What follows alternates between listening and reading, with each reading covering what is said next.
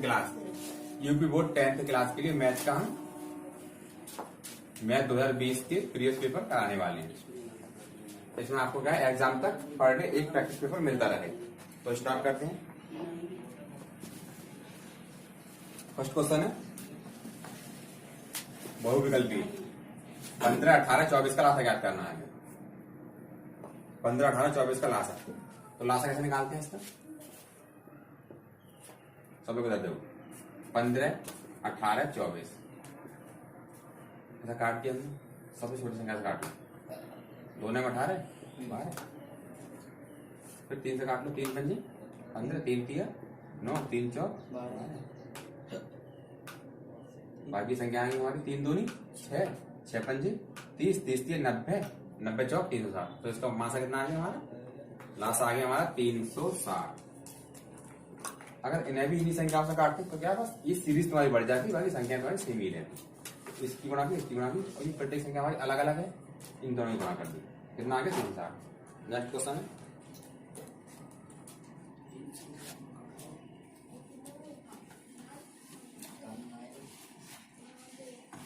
अगला हमारा 3x² plus 5x minus 2। इन्होंने पूछा है कि शून्य अंकों का योगफल ज्ञात कीजिए। ये जो हमारी समीकरण दे रखी है, बहुपद दे रखा है हमारा ax² plus bx plus c। इसकी तुलना कर लेते हैं, ठीक है। अल्फा प्लस बीटा इसके दोनों मूल होते हैं। माइनस बी बटे माइनस बी कितना है तुम्हारा 5, और ये कितना है तुम्हारा, जैसे बहुपद तुम्हारा जो है सिलेबस से कटवा दिया है। नेक्स्ट क्वेश्चन है बिंदु 3,4 की मूल बिंदु से दूरी ज्ञात कीजिए। नोट डाउन करते जाओ सभी। सवाल दिया गया बिंदु 3,4 की मूल बिंदु से दूरी ज्ञात करनी। तो मूल बिंदु हमारा, मूल बिंदु कौन सा होता है, ये कोई हमारा चतुर्थांश है। यहाँ पे ये x अक्ष होता है, ये x माइनस अक्ष है, जैसे x ये y है, ये y माइनस। इधर चलते हुए मूल बिंदु का 0,0। मूल बिंदु का मतलब है हमारा x और y का मान दोनों स्थितियों में 0 हो रहता है। तो इस वाले बिंदु की दूरी ज्ञात करनी है मूल बिंदु से। इसमें सीधे फार्मूला होता है d बराबर √x² प्लस y²। x का मान 3 का स्क्वायर प्लस 4 का स्क्वायर, 3 तिया 4 चौक 16, √25। डी बराबर आएगा √25। तो डी का मान कितना आ गया 25 का हमने वर्गमूल निकाली है 5 × 5। जब कोई भी दो पद हमारे अंडर में दे रखे हो तो उनका एक जैसे एक बार निकाल लेंगे। नेक्स्ट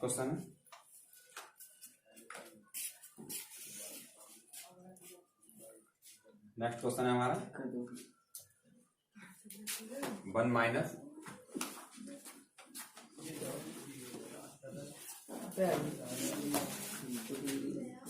नेक्स्ट क्वेश्चन है 1 माइनस tan² 45 बटे 1 प्लस tan² 45। यह पता है, मान लगा दो tan 45 का मान कितना होता है। ट्रिग्नोमेट्री टेबल में आपने पढ़ा होगा कि 45 का मान कितना होता है 1 माइनस 1 का स्क्वायर मतलब 1 प्लस 1 का स्क्वायर। कितना हो गया, 1 में से घटाओगे 0 आ जाएगा, ठीक है। इसका मान हो गया 0। नेक्स्ट क्वेश्चन है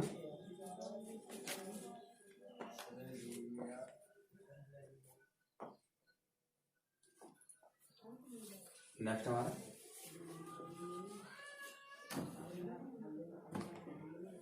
241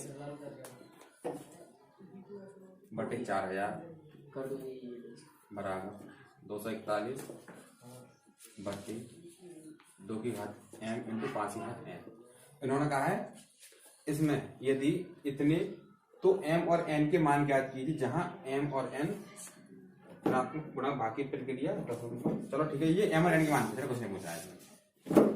इसे हम कैसे करते हैं, 241 से खत्म करो, 241 नहीं, ये पद इधर ले जाओ, ये पद इधर ले जाओ। 2 की power m into n equal to 4000।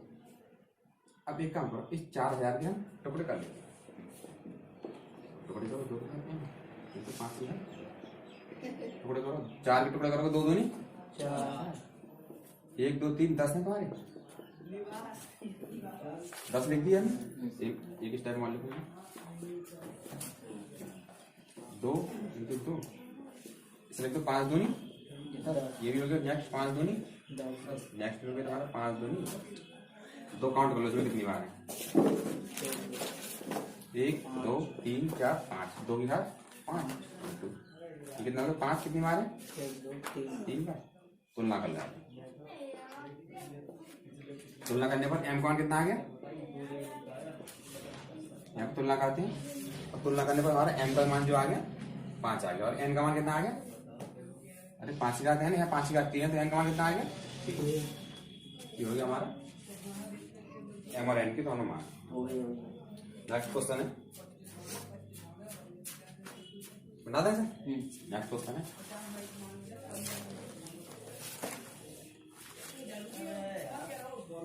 अगर कोई भी आपका डाउट है तो मुझे आप कमेंट के माध्यम से बता सकते हैं। कोई भी आपका डाउट है, कोई भी सवाल में कोई प्रॉब्लम आ रही है, आप कमेंट में सीधे पूछिए, आपको वीडियो के माध्यम से उसका सॉल्यूशन मिल जाएगा। नेक्स्ट क्वेश्चन है, वह अनुपात ज्ञात कीजिए जिसमें बिंदुओं -3, 10 और 6, -8 को मिलाने वाले रेखाखंड बिंदु -1, 6 के द्वारा विभाजित होते हैं। कोई मान लो ये दे रहा है, 2 बिंदु दे दी -3, 10, ये दे दी 6, ये हमारे कोई भी 2 बिंदु दे रखे हैं, और कहीं ना कहीं हमें नहीं पता किस जगह है, कोई एक बिंदु स्थित है -1, 6, तो ये वाला जो रेखाखंड है, इस रेखाखंड को मान लेते हैं हम k/1 में विभाजित कर रहा है, ठीक है। ये हमारा m1 का मान हो जाता है, ये हमारा m2 का मान हो जाता है, ठीक। और कुछ बोला, चलो इतना ही बोला, इसे मान निकालो, तो ये तो हो गया हमारा x1 का मान, ये हो गया y1 का मान, ये हो गया x2 का मान, ये हो गया y2 का मान, बीच वाला जो मान हो गया x का और y का। अब हम यहाँ पर या तो x को ले लें या फिर केवल y को ले लें, दोनों में से एक पद को लेकर हम यहाँ पे m और m2 के अनुपात का मान निकाल सकते हैं। x ले लेते हैं, x बराबर m1 x2 plus m2 x1 बटे m1 प्लस x का मान कितना है यहाँ पर -1, m1 का मान ये हो गया, x2 6 इंटू m2 का मान 1, x1 का मान -3, m1 plus m2 k plus, हम यहाँ क्या करते हैं, कैसे गुणा कर लो, k प्लस 1 इधर लिया, -1 इक्वल टू 6k -3, k वाले पद इधर ले आओ और बाकी पद एक दूसरी तरफ ले जाओ, ठीक है। -k -6k इक्वल टू -3 -1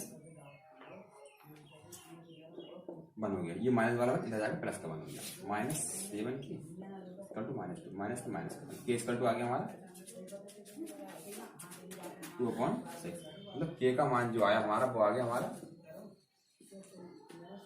अब रेशियो में क्या है, k अनुपात में k का तो मान आ गया 2/7, हमारा पॉइंट दोनों तरफ 7 से गुणा कर दो, ठीक है, 2/7 इंटू 7 इंटू 1 इंटू 7, ठीक है, 7 से 7 तो अनुपात आ गया हमारा 2:7, 2:7 आ गया भाई। ये जो ये वाला बिंदु है इस पूरे रेखाखंड को किस अनुपात में विभाजित करता है, तो 2:7 के अनुपात में विभाजित करता है।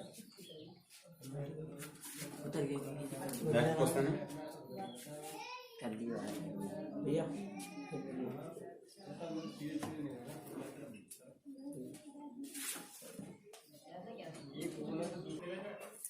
ऐसे मिटाते हैं,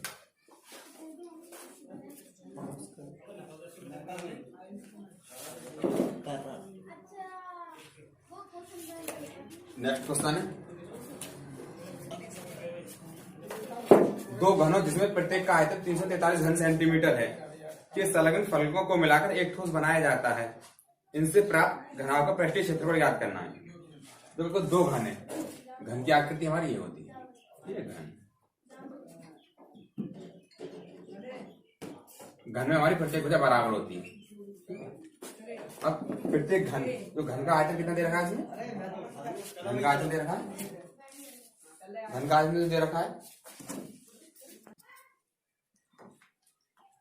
इन्होंने कहा 2 घनों, भाई प्रत्येक का आयतन इन्होंने 343 दे दिया है। अब कह रहा है भाई इन दोनों को हमने मिला भी दिया है, इन दोनों को मिला दिया है, ठीक है, सेम इसी की तरह एक और बन जाएगा यहीं पर हमारा, ये बन गया, इन दोनों को मिला दिया है।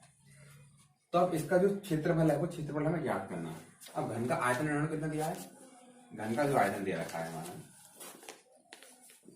343 क्या दिया, 343 मीटर क्यूब घन सेंटीमीटर यानी सेंटीमीटर क्यूब इन्होंने दिया है, ठीक है 343। अब इससे हम इसकी भुजा निकाल सकते हैं। घन का आयतन क्या होता है, भुजा की घात 3। भुजा मान लेते हैं ए है, तो ए की घात 3 बराबर 343, ये बराबर हो गया 343। ये हो गया 7 इंटू 7 इंटू 7, ये बराबर 7 सेंटीमीटर इसकी हमारी भुजा निकल कर आई। भाई जो हमारी घन की जो भुजा निकल कर आई वो हमारे यहाँ पर 7 सेंटीमीटर आ गई 1 मीटर, ठीक है। और मैंने बताया कि घन की प्रत्येक भुजा बराबर होती है, जब ये 7 सेंटीमीटर तो ये भी 7 सेंटीमीटर है, ये 7 सेंटीमीटर तो तुम्हारी ऊंचाई भी तुम्हारी 7 सेंटीमीटर। अब उस कंडीशन में कहा है इन्होंने कि 2 को मिलाकर 1 बना दिया, 7 ही हो गए, जब मिलाया बराबर रखा तो 7 ही हो जाएगी। यानी हम कह सकते हैं जो बनने वाली आकृति है 7 और 7 14 सेंटीमीटर इसकी लंबाई होगी, यानी एल का जो मान आ गया हमारा इस कंडीशन के लिए एल बराबर आ गया 14 सेंटीमीटर। और बी भाई अब पहले ये घन था, अब क्या बन गया ये घनाभ। भाई 14 सेंटीमीटर बनने के बाद बन गया हमारे घनाभ। तो इसे लंबाई चौड़ाई ऊंचाई निकालना है, ये कितना हो गया 7 सेंटीमीटर, ये तो हमारे ए के बराबर रहेगा। और एल भी एच कितना हो गया, ये भी आपका 7 सेंटीमीटर है। ये तो था घन का आयतन। अब आएगी आकृति घनाभ का आयतन या घनाभ का पृष्ठीय क्षेत्र मुझे द्वारा दे रखा है, ये लिखने बनी आकृति आकृति का पृष्ठीय क्षेत्र। पृष्ठीय क्षेत्रफल कितना है, इससे क्या होगा 2 bracket l b plus b h plus h l. L कितना हमारा 14, बी 7, बी कितना 7 इंटू 7, एल दे रखा 7 इंटू 12 सेंटीमीटर और 98 7 64 ये कितना हो गया 8 दिन 16 24 25 5 है और 9 4 9 दिन 18 ये हो गया हमारा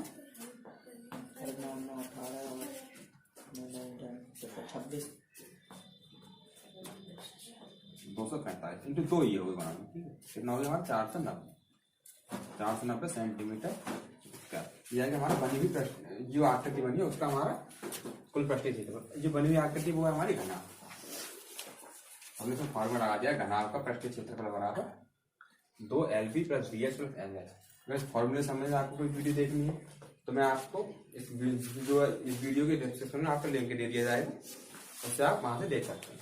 उसमें मैंने आपको जो भी फॉर्मूले घन है घनाभ है, ठीक है, उन सभी के फॉर्मूले का डेरिवेशन कराया है, ड्राइव कराए सारे के सारे फॉर्मूले हो जाएगा, वहां पर उससे आसानी समझ सकते हैं। नेक्स्ट क्वेश्चन है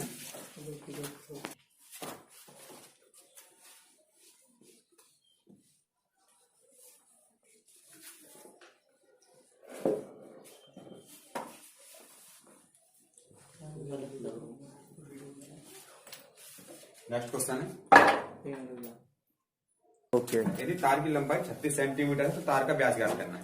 तो उन्होंने कहा धातु के गोले का व्यास, अब ये गोला है, ठीक है, ये गोला है, ठीक है। इस गोला से करके इन्होंने पतला तार कोई तार बना दी, तार ये बना दी, ठीक है। अब ये क्या बन गया तुम्हारा बेलन, ये क्या तुम्हारा क्या कहा इसने सवाल में कहा है धातु के ठोस गोले का व्यास, गोले का व्यास कितना दिया है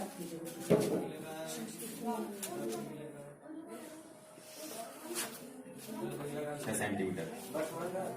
ये तो हो गया गोले का व्यास तुम्हारा। और जो तार की लंबाई है वो तार की लंबाई कितनी है तुम्हारी, तार की लंबाई दे रखी है 36 सेंटीमीटर। बोलते रहो जी मैं बोलूं। अब इस गोले को पिघलाया, ठीक है, पिघलाने के बाद इसे लंबा तार बना दिया। तब ये कह रहे हैं तार का व्यास ज्ञात करना है। तार का व्यास क्या होगा, देखो इधर देखो, हमारा ये कब आया हुआ है 2019 में ये आया हुआ है। अब एक काम करो भाई, अब ये गोला है, ठीक है, अगर गोले का जो भी मान लो गोला हमारा 5 किलो का है, ठीक है, तो भी तार भी तुम्हारा मान 5 किलो का रहेगा, तो किलो से हमारा मतलब नहीं, यहाँ से मतलब है तुम्हारा आयतन से। गोले का आयतन बराबर होगा तुम्हारे बेलन के आयतन की। तो लिखते हैं गोले का आयतन बराबर होगा बेलन का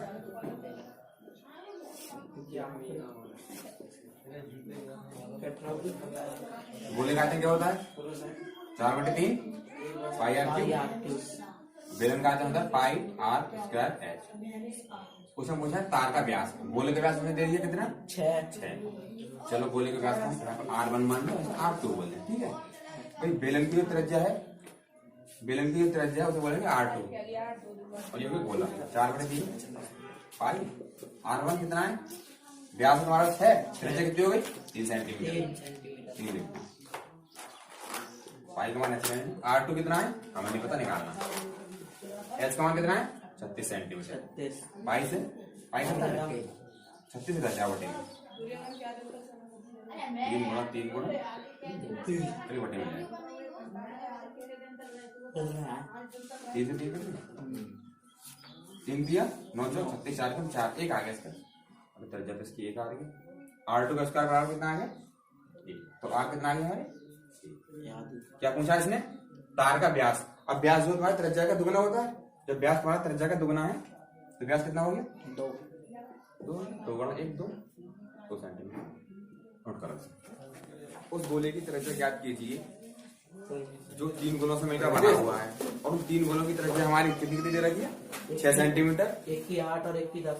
6 8 10 भाई 3 गोले हैं, ठीक है हमारे पास बनने 3 गोले। इधर समझो 3 गोले हैं, त्रिज्या कितनी है 6, त्रिज्या कितनी है 8, ये त्रिज्या कितनी होगी 10। तो इन तीनों को मिला लिया, एक बड़ा वाला गोला बना दिया, बन गया बड़ा गोला। अब इस गोले की त्रिज्या पूछ रहा है क्या होगी, तो क्या अगर इन तीनों के आयतन ले हम और इसके आयतन के बराबर रख दें तो निकला है हमारा देखो बड़े गोले का आयतन।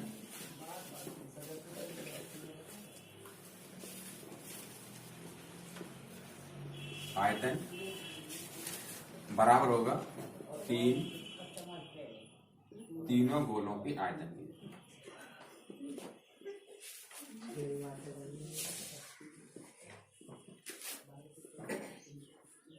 अब ये बड़ा गोला है, अब इसकी त्रिज्या में R मान ली, इसे मान लो R1, ये होगी R2 तो R3।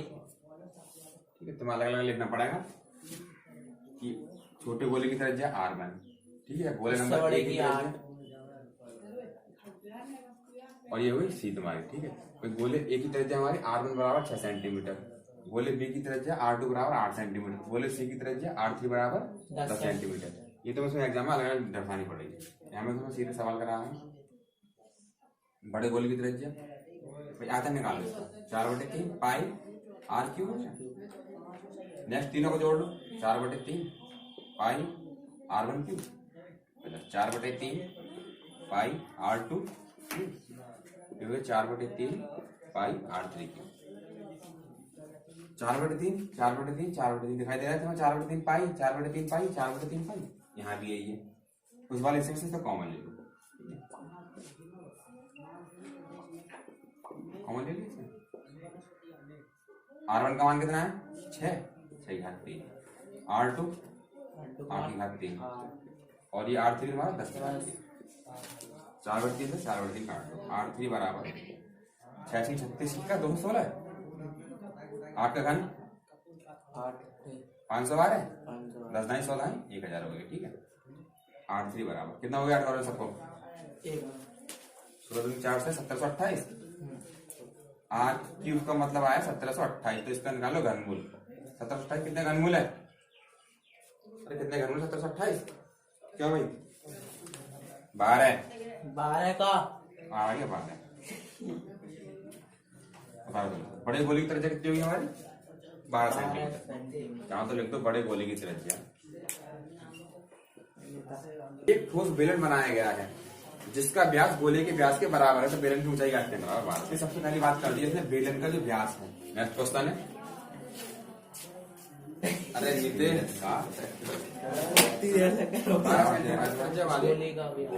एक ठोस धात्विक गोले को पिघलाकर तो कह सकते हैं भाई कि जो तुम्हारी त्रिज्या ये होगी वही त्रिज्या तुम्हारी ये होगी, ठीक है। नेक्स्ट 12 सेंटीमीटर त्रिज्या वाले एक ठोस धात्विक गोली त्रिज्या कितनी दे रही है उन्होंने 12 सेंटीमीटर और एक ठोस बेलन तुम्हारा बनाया गया है जिसका व्यास गोले के व्यास के बराबर है तो बेलन की ऊंचाई याद करनी है। तो बेलन की ऊंचाई तुम्हें याद करनी है, तो बेलन का आयतन बराबर होगा तुम्हारे गोले के आयतन के। दोनों पॉइंट तुम्हारे बराबर होंगे। बेलन का आयतन क्या होता है? पाई आर स्क्वायर है। ये कितना होगा? 4/3 पाई आर क्यों। ऊंचा क्या है इसमें? हमारी ऊंचाई, यानी बेलन की ऊंचाई पूछी है एच। मान लेते बेलन की ऊंचाई एच है, ठीक है। बहुत सारी पॉइंट आप खुद लिख सकते हो। बेलन की ऊंचाई एच पाई आर। अब इन्होंने बोल दिया R1 R2, मतलब ये होगी हमारी R1, ये होगी तुम्हारी R2। R1 R2 बराबर है। जब R1 R2 दोनों बराबर हैं तो क्या इन्हें ऐसी R1 R2 लिखने की जरूरत नहीं है, या चलो लिख दो, है ना, कोई दिक्कत नहीं। R1 R2 पाई कितना हो गया? 12 का स्क्वायर एच हो गया 4/3 पाई का मान एक्सीडेंट पाई इंटू R2 का मान कितना? 12 का स्क्वायर। पाई से पाई 12 का स्क्वायर इंटू एच बराबर 4/3 12 गुणा 12 गुणा 4 तिया एच बराबर हो गया 4 गुणा 3 गुणा 12 गुणा ये वाली जो 12 का 2 है बटे में जाओ 2 से 2 का 4 तिया 12। ऊंचाई कितनी आएगी इसकी? 12 सेंटीमीटर। बेलन की जो ऊंचाई है वो हमारे 12 सेंटीमीटर आएगी। इसका कहने की मतलब है कोई एक गोला है और कोई एक बेलन है, दोनों की त्रिज्या यहाँ से यहाँ तक की दूरी है और यहाँ से यहाँ तक की जो दूरी है वो दोनों दूरी हमारी बराबर है। इसका कहने का मतलब तो आकृति एक दूसरे से बन रही है। इन्होंने कहा है एक ठोस धातु गोले में गोले को पिघला रहे हैं, गोले को पिघलाया, गोले को पिघलाकर क्या करना है इन्होंने? बेलन बनाया। तो इसका आयतन जो होगा वॉल्यूम और इसका जो आयतन होगा V1 V2 दोनों बराबर होंगे। तो गोले का आयतन बराबर होगा हमारे बेलन के आयतन, वही हमने यहाँ पर किया है। गोले का आयतन बराबर बेलन का आयतन। बेलन के आयतन का फॉर्मूला होता है पाई आर स्क्वायर एच, इसका होता है 4/3 pi R cube. Pi R square H R1 उन्होंने पहले बोल दिया 12, ठीक। उन्होंने कहा गोले सबसे पहले कहा 12 सेंटीमीटर त्रिज्या वाले गोले, तो गोले की त्रिज्या और उसका व्यास बराबर है, दोनों आपस में एक दूसरे के बराबर होंगे। 12 सेंटीमीटर यहाँ पे क्या किया? 4/3 पाई आर 4 तिया 12 कट के 3 बार ये जो है गुणा में दूसरी तरफ लेके बराबर के, तो ये भाग में 5 के दोनों 2 से 2 काट दी 4 तिया 12। ऊंचाई आ गई तुम्हारी 12 सेंटीमीटर, यानी बेलन की जो ऊंचाई है वो होगी हमारी 12 सेंटीमीटर। हमारा पाई क्वेश्चन है, हमारा यहाँ पाई से पाई कट गया। ये है 12 के 2 इंटू बराबर 4/3, इसे लिखो 3 बार बनाना, 3 बार बनाना। हमें क्या करना है? 3 चौक 12 कट गई। 12 के 2 इंटू एच बराबर 4 गुणा 2 गुणा 4 इंटू 12 इंटू 12। एच बराबर ये जो पद है अपनी जगह स्थिर रहेगा और ये वाला पद जो है गुणा में बराबर को दूसरी तरफ लेके जाएंगे, भाग में 5 2 बार है 1 2 2 2 काट और ये 4 ही तुम्हारी 1 तो रहेगी भाई। 4 चौक 16। ऊंचाई कितनी होगी हमारी? 16 सेंटीमीटर। तो बेलन की जो ऊंचाई कितनी है हमारी? 16 सेंटीमीटर बेलन की ऊंचाई होगी। नेक्स्ट क्वेश्चन है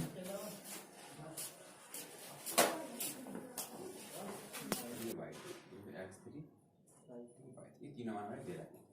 x1 का मान a है, y2 का मान हो गया हमारा c plus a,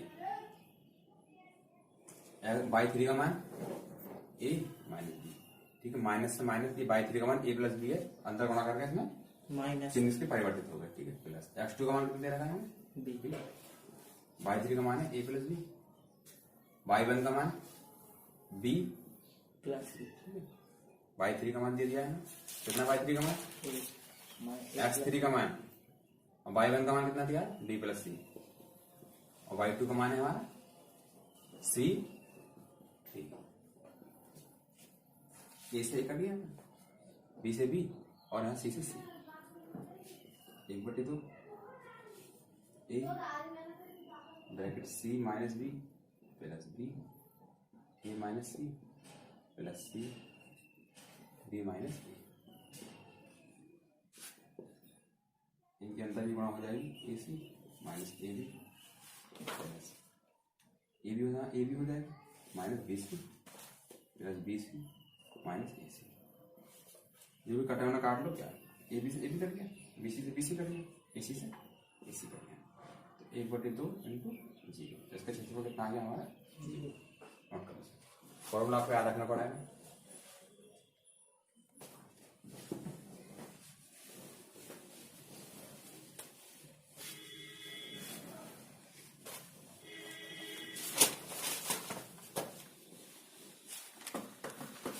next question है 30 सेंटीमीटर व्यास वाले एक वृत्त की कोई जीवा केंद्र पर 60 डिग्री का कोण अंतरित करती है। संगत लघु वृत्तखंड का क्षेत्रफल ज्ञात कीजिए। पाई का मान इन्होंने दे रखा है, ठीक है, 22/7 या 3.5। चलो 30 सेंटीमीटर व्यास, कोई भी हमारा एक वृत्त है, 30 सेंटीमीटर इसका व्यास दे रखा है। 30 सेंटीमीटर, जब व्यास 30 सेंटीमीटर है तो व्यास कितना दिया है इन्होंने 30 सेंटीमीटर। त्रिज्या हो जाएगी हमारी 15 सेंटीमीटर। इन्होंने कहा केंद्र पर कितने डिग्री का कोण अंतरित करता है। सवाल में कहा है 30 सेंटीमीटर व्यास वाले एक वृत्त पर कोई जीवा केंद्र पर 60 डिग्री का कोण बनाती है। इससे तो हमारे को भेद मतलब रहा नहीं, त्रिज्या से दे रही है, चित्र इसका ही सेंटर पॉइंट हो गया, इसका 60 डिग्री का कोण ये बन रहा है किसी जीवा के द्वारा। ये जीवा होती है हमारी, देखो वृत्त में सबसे बड़ी जीवा हमारी व्यास होती है, सबसे बड़ी जीवा, और बाकी सभी छोटी छोटी जीवाएं होती हैं। 60 डिग्री कोण बने, इससे बनने वाला संगत वृत्तखंड, इसका क्षेत्रफल हमें ज्ञात करना है। नाम दे दो ओ ए बी। इसके लिए सीधे फॉर्मूला होता है हमारे पास वृत्तखंड का फॉर्मूला, वृत्तखंड का क्षेत्रफल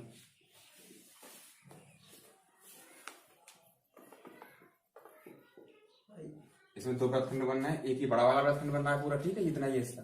इन्होंने पूछा लघु वृत्तखंड का क्षेत्रफल, ठीक है, इसका संगत बन रहा है लघु वृत्तखंड का क्षेत्रफल। ये होगा फॉर्मूला इसका, r² बराबर पाई थीटा बटे 360 माइनस 1/2 साइन थीटा। और सीधे फॉर्मूला दे रखा है वृत्तखंड निकालने के लिए, तो सॉल्व करते हैं। आर कितना है हमारा 15 का स्क्वायर, पाई का मान चलो बाद में लगाते हैं, थीटा कितना दिया 60 डिग्री माइनस 1/2 साइन 60। यदि आपको पाई का मान सवाल में दे रखा है या फिर कोई ऐसी संख्या आती है जो हमारे पाई के मान से आसानी से कट जाए, तभी हम उसमें पाई का मान लगाएंगे, वरना आपको एग्जाम में पाई का मान लगाने की कोई जरूरत नहीं, ऐसे सॉल्व कर सकते। 225 15 का बाद 225 हो गया, 36 पाई बाई 6 हो गई, माइनस 1/2 साइन 60 का मान √3/2 225 पाई बाई 6 माइनस √3/4 225। ये हो गया हमारा 12, 6 दूनी 2 पाई माइनस 4 3 3 225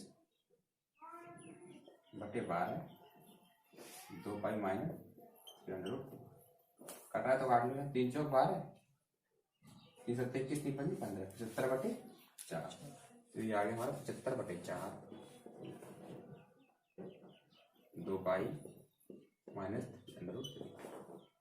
चाहो तो आप इसमें मान भी लगा सकते, पाई का 22/7, बाकी पूरा सॉल्व बोलूंगा नहीं पर, ठीक है। लघु वृत्तखंड का क्षेत्रफल आ गया हमारा सेंटीमीटर स्क्वायर और डाउन।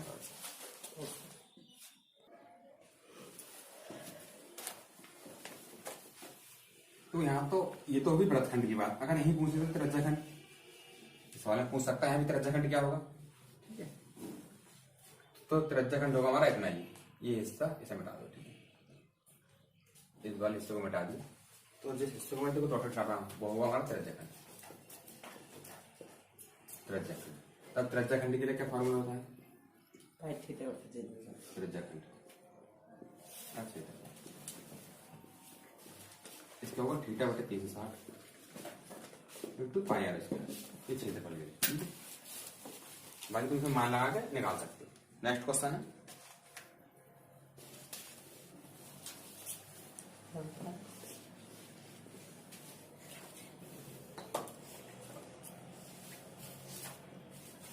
नेक्स्ट क्वेश्चन दे रखा है इन्होंने, कोसेक 2 सही 3/5 कॉस थीटा के मान किसके इस्तेमाल निकाले, tan थीटा और cos थीटा, इन दोनों के मान निकाले। क्या तो इसके लिए मैं आपको बताऊं क्या होता है। एक हमारी ट्रिक रहती है याद करने की, बटे के लाल बटे कक्का बोलते हैं। एल से हो गया हमारा लंब, ए से हो गया आधार और के से हो गया कर्ण। लिखते हैं साइन, कॉस, टेन, कॉट, सेक, कोसेक। अब उन्होंने मान दिया था कोसेक थीटा बराबर, कोसेक थीटा बराबर हो गया हमारा 5 दूनी 10 और 3 13/5, 13/5, 13/5।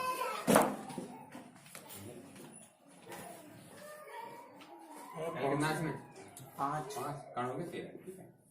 कॉस थीटा बराबर हो गया a/t, तो इस तरह सब लिख लो। tan थीटा बराबर कितना हो गया l/t, लंब बटे आधार।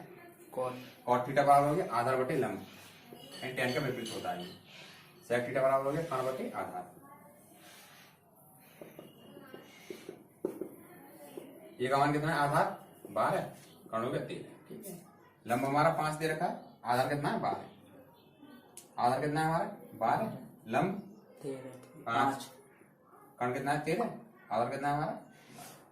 ये तो सारे मैथ के फॉर्मूले लाल बटे कक्का के फॉर्मूले बेस करवा, और भी इसके फॉर्मूले रहते हैं, जैसे त्रिकोणमिति टेबल है या अन्य फॉर्मूले हैं। तो जैसे जैसे मैं प्रैक्टिस पेपर आएगा, जैसे प्रैक्टिस पेपर में जो भी सवाल आते हैं मैं आपको उसी माध्यम से पूरी डिटेल बताता जाऊंगा। नेक्स्ट क्वेश्चन हमारा नेक्स्ट क्वेश्चन है हमारा के किस मान के लिए निम्नलिखित रैखिक समीकरणों के युग्म अपरिमित रूप से अनेक हल हैं। चलो देखते हैं। जैसे हमारे पास के एक्स बटे कुछ नहीं है, के प्लस 3y इक्वल टू के माइनस 3 ये दे रखा है। नेक्स्ट हमारा 12x प्लस के वाई बराबर के, प्लस के वाई बराबर के। तो इनमें क्या करते हैं, हम तुलना कर लेते हैं। तो समीकरणों को तुलना करते हैं। ए पहले समीकरण को इसे मान लो समीकरण ए समीकरण को तुलना करते हैं। ए एक्स बी वाई प्लस सी बराबर 0 से, ठीक है, प्लस सी बराबर 0 से तुलना करते हैं। तो समीकरण एक की बात कर रहे हैं तो एक से तुलना करते हैं। समीकरण 2 की बात कर रहे हैं तो ये a2x प्लस b2y c2 बराबर 0। ये दोनों समीकरण में तुलना वाली, इससे तुलना कर रहे हैं। तो फिर अलग अलग लिख लो। चलो फिर मान लो कंडीशन रहती है। इसकी कंडीशन क्या होती है, अपरिमित रूप से अनेक हल है। तो a1 बटे a2 ये बराबर b1 बटे b2। ये फॉर्मूला आपको सभी को याद होना चाहिए, तभी हमारे सवाल हो पाएंगे। c1 बटे c2। a1 का मान कितना दिया है के, a2 का मान कितना दिया है इक्वल टू, b1 का मान हमारा दे रखा है 3 और b2 का मान कितना दिया है के। अब c का मान निकाल लो। ये हो गया के माइनस 3 और ये हो गया के। को मान लो किसी 2 पॉइंट को उठा लेते हैं। अब यहाँ पे जो ये सी जो है ना प्लस में है, ये इधर जाकर माइनस पे हो जाएंगे, लेकिन क्या चिन्ह में कोई अंतर नहीं पड़ेगा। और ये हमारे माइनस पे हो जाएंगे, माइनस से माइनस हमारा कट जाएगा। ये इसलिए हमें माइनस माइनस करने वाले हैं तो कोई दिक्कत नहीं, प्लस में प्लस ही जाएगा। इन दोनों को ले लेते हैं, कैच गुणा में उठाते हैं कि इन दोनों को उठाते हैं कैच गुणा में। ये बटे क्या इक्वल टू ये बटे कैच गुणा कर देते हैं। के स्क्वायर 12 3 36 हो गया यहीं पर। तो के बराबर कितना आ गया हमारा अंदर 36 मतलब 40। तो के का आंसर आ गया हमारा 6। सिर्फ अगर इन दोनों को लेकर सॉल्व करते हैं फिर भी हमारा के का आंसर 6 ही आएगा। ठीक है, तो आज की वीडियो यहीं पर समाप्त करते हैं। वीडियो पसंद आए तो लाइक करें।